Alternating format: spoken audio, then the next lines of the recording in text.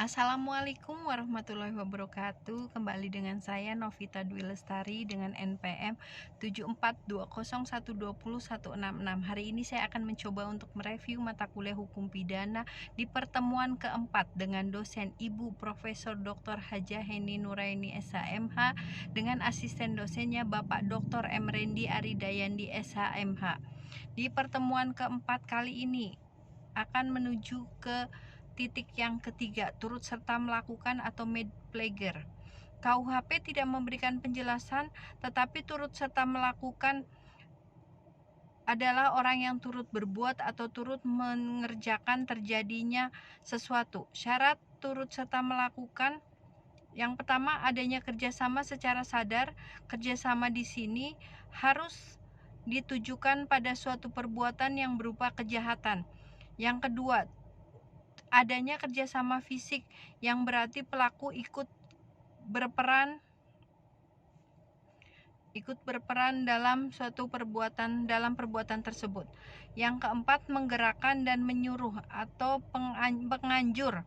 Orang yang menggerakkan orang lain untuk melakukan suatu tindak pidana dengan menggunakan sarana-sarana yang ditentukan oleh undang-undang. Persamaan antara menggerakkan dan menyuruh pelakunya sama-sama lebih dari satu orang, sedangkan perbedaannya menyuruh itu tidak ada daya upaya, sedangkan menggerakkan itu ada daya upaya yang menggerakkan orang lain. Itu disebut aktor materialis. Perbedaan menggerakkan: satu, dalam penganjuran, sarana yang digunakan diatur dalam pasal 55 sub kedua yang diatur secara limitatif. Orang yang membujuk disebut aktor intelektualis dan yang dibujuk disebut aktor materialis. Kedua, pelaku dapat dimintai pertanggungjawaban secara hukum karena melakukan perbuatan dengan sengaja. Menyuruh: satu, sarana untuk menggerakkan tidak limitatif. Yang kedua, dalam menyuruh melakukan disebut manusia domina, sedangkan orang yang tidak disuruh ministra. Ketiga, minus ministra tidak dapat dipertanggungjawabkan secara hukum karena tidak mempunyai kehendak.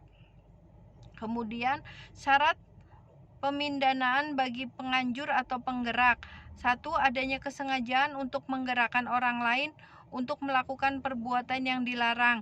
Yang kedua, menggerakkan atau menganjur dengan daya upaya atau sarana dalam pasal 55 ayat 1 sub kedua.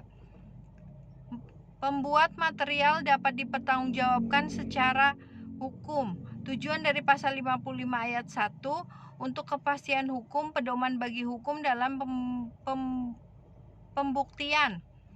Kritik dari Hasselwinkel mengatakan jika daya upaya tidak dibatasi, maka orang cerdik pandai dapat memakai daya upaya lain di luar KUHP, misalnya ratap tangis dan lain-lain. Membedakan menyuruh dan menggerakkan itu dilihat dari daya upaya. Demikian di pertemuan keempat hukum pidana lanjutan. Apabila banyak kesalahan, mohon maaf yang sebesar-besarnya. Wabillahi taufiq wal hidayah. Wassalamualaikum warahmatullahi wabarakatuh.